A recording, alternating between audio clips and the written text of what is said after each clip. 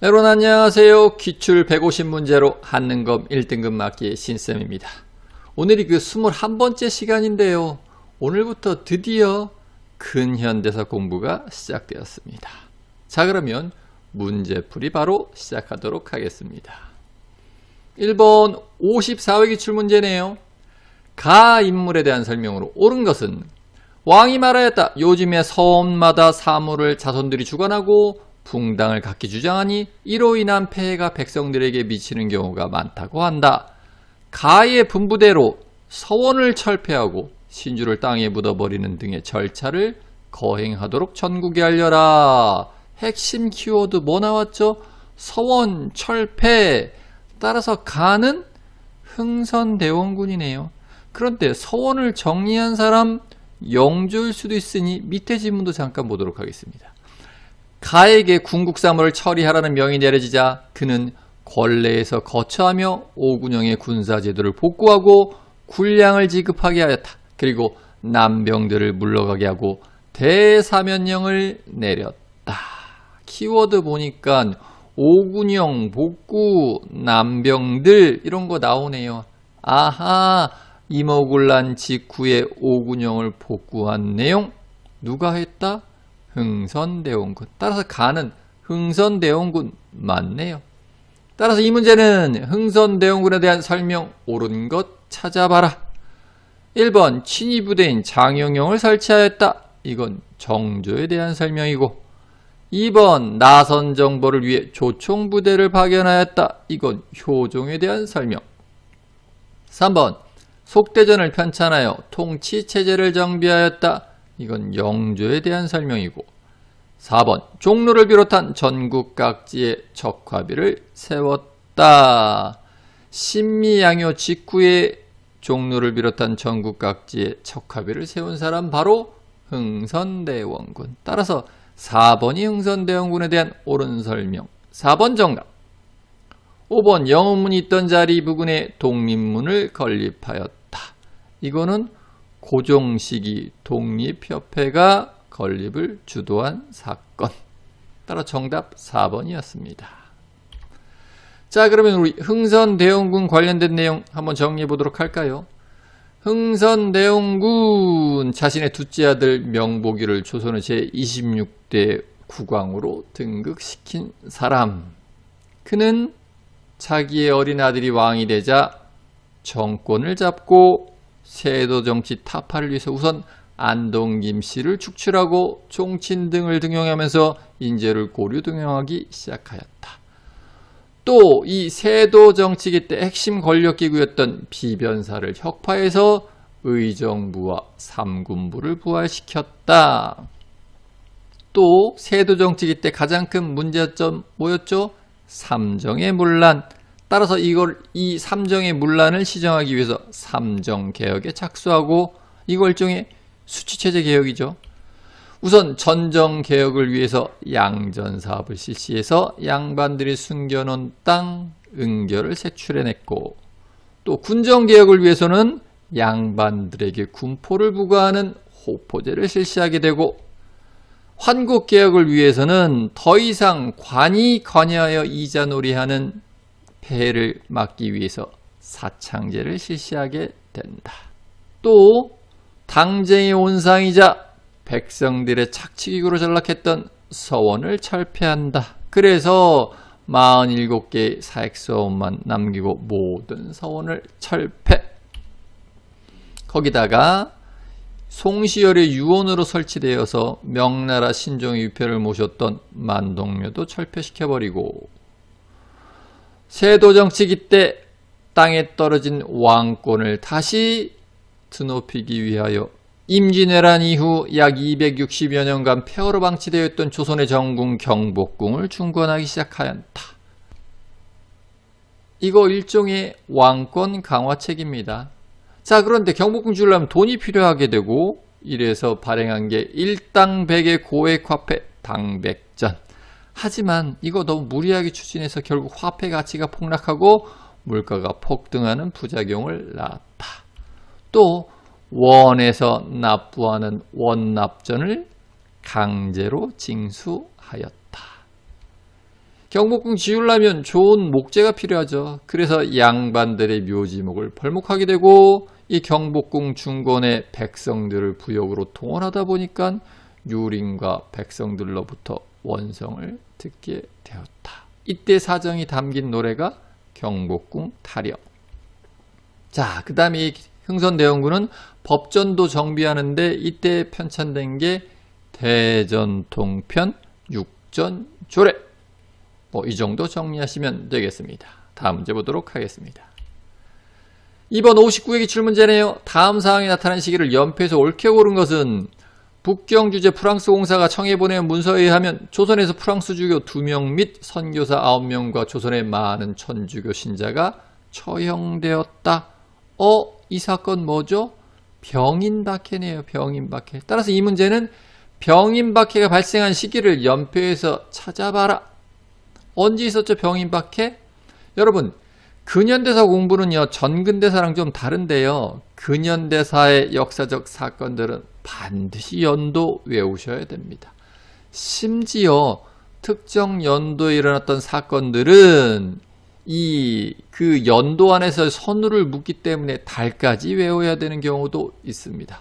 어찌됐건 근현대사의 주요 사건들 연도 반드시 외워야 되는데 병인박해 언제 있었다? 1866년. 따라서 한번 연표 찾아볼까요? 고종이 즉위한 1863년 이후이고 오페르트 도굴 사건이 터진 1868년 이전이니 정답은 가가 되겠네요. 정답 1번 가.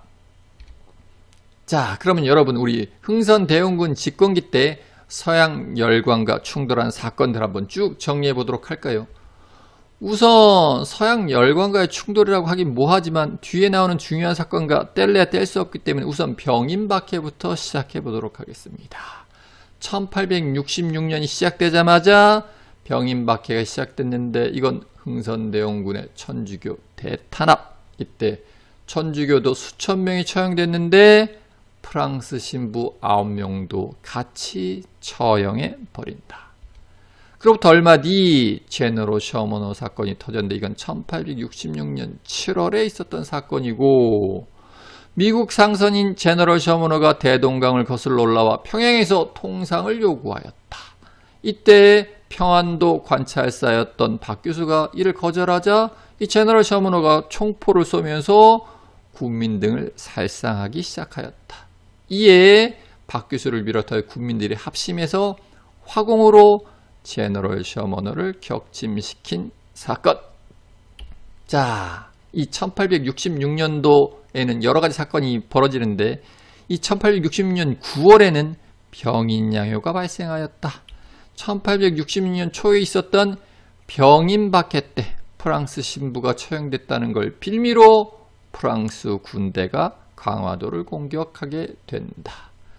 이때 김성근은 문수산성에서 양원수는 정족산성에서 격렬하게 항전하게 되고 이에 프랑스 군대가 퇴각하는데 퇴각하던 프랑스 군대가 강화도 외교장각을 약탈해 간다. 자, 1868년에는 오페르트 도굴 사건이 발생하는데 오페르트는 독일 상인이었습니다. 이 독일인 상인 오페르트가 배를 몰고 와 통상을 요구하였다. 그러나 조선정부에서는 이를 거절하자 오페르트는 대원군의 아버지인 남연군묘를 도굴하려고 하였다. 왜요? 이 남연군의 시신을 죽은 사람도 인질이 되나? 어찌됐건 이 남연군의 시신을 인질 삼아서 대원군에게 개항해라, 아니면 네 아버지 시신 돌려받지 못할 걸, 이렇게 협상을 위한 인질로 삼았으나 결국 이 남연군묘 도굴 자체에 실패하게 된다. 자, 다음으로 살펴볼 건 1871년에 있었던 신미양요. 1866년에 있었던 제너럴 셔머너 사건을 빌미로 미군이 강화도를 공격하게 되고 이때 어제연 장군이 이끄는 조선군이 광성보에서 결사항전하였으나 어제연 장군도 전사하고 조선군 모두 전사하게 된다. 이때 미군이 숫자기를 약탈하고 얼마 뒤 퇴각하게 된다. 이에 흥선대원군은 전국에 적화비를 건립한다. 뭐 이 정도 정리하시면 되겠습니다. 다음 문제 보도록 하겠습니다. 3번 59회 기출 문제네요. 다음 검색창에 들어갈 조약에 대한 설명으로 옳은 것은 2층이 조일수호 조규고 체결 연도가 1876년. 결론 나왔죠. 1876년대 체결된 조약으로서 다른 이름이 조일수호 조규인 조약은 강화도 조약. 따라서 이 문제는 강화도 조약에 관한 옳은 설명 찾아라. 1번 최국 대우를 최초로 규정하였다. 이거는 1882년도에 체결된 조미수호 통상 조약. 2번 통감부가 설치되는 계기가 되었다. 이건 1905년에 강제로 체결된 을사늑약. 3번 천주교 포교 허용의 근거가 되었다. 이건 1886년에 체결된 조푸수호통상 조약. 4번 일본 경비병의 공사관 주둔을 명시하였다. 이건 1882년 이모군란 직후 체결된 제물포 조약 내용이고. 5번 부산에 두 곳의 개항장이 설치되는 결과를 가져왔다. 5번이 강화도 조약에 대한 옳은 설명이네요. 5번 정답. 자, 여러분 그러면 우리 강화도 조약 간단하게 정리해 볼까요? 우선 흥선대원군은 1874년 반강제로 하야하게 되고 이때부터 고종의 친정이 시작된다. 젊은 국왕 고종은 아버지 흥선대원군과는 달리 개화 세력에 관심이 많았고 이에 개화 세력들이 성장하게 되는데 대표적인 인물이 박규수, 김홍집 등. 이때 일본에서는 메이지 유신 이후 근대화에 성공하면서 조선 침략이 본격화되어서 조선을 무력으로 정벌하자는 정한론이 대두되기도 하였으나 이 정한론은 시기상조다 하고 폐기되고 어찌됐건 조선을 침략해야 하지 않은 기본 방침은 유지되고 이때 운요 사건을 일으킨다. 운요 사건이 뭐다? 군함인 운요를 파견해서 일부러 시비를 걸어서 이 운요가 강화도와 영종도에 포격을 하던 사건. 왜 일으켰다? 개항을 하기 위한 빌미로 삼기 위해서.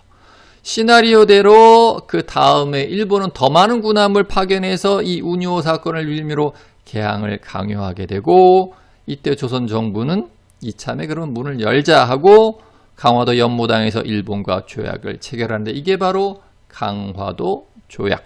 다른 이름으로 조일수호 조규. 이때 조선 측 대표가 신원, 일본 측 대표는 구로다 기요타카.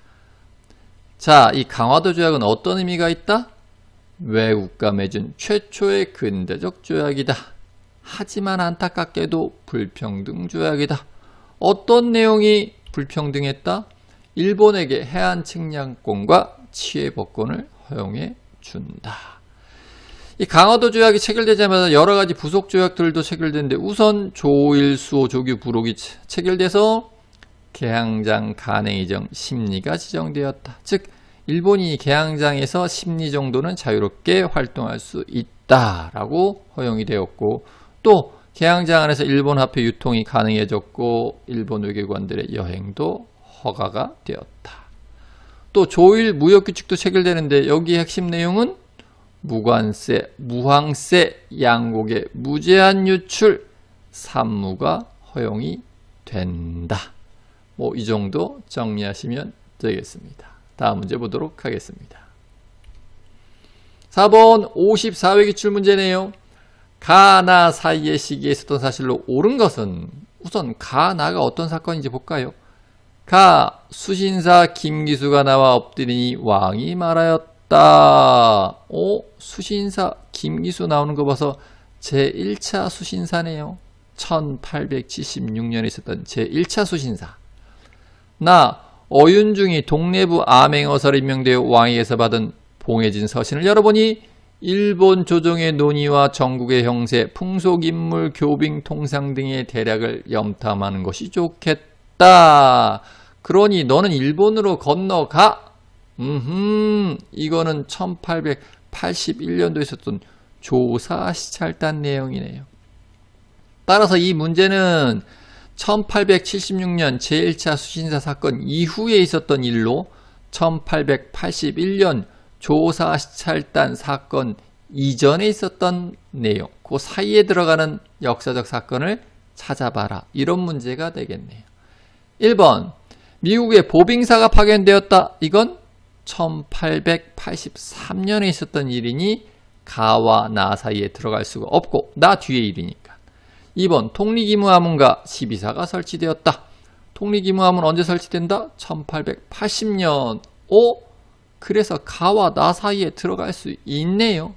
2번 정답.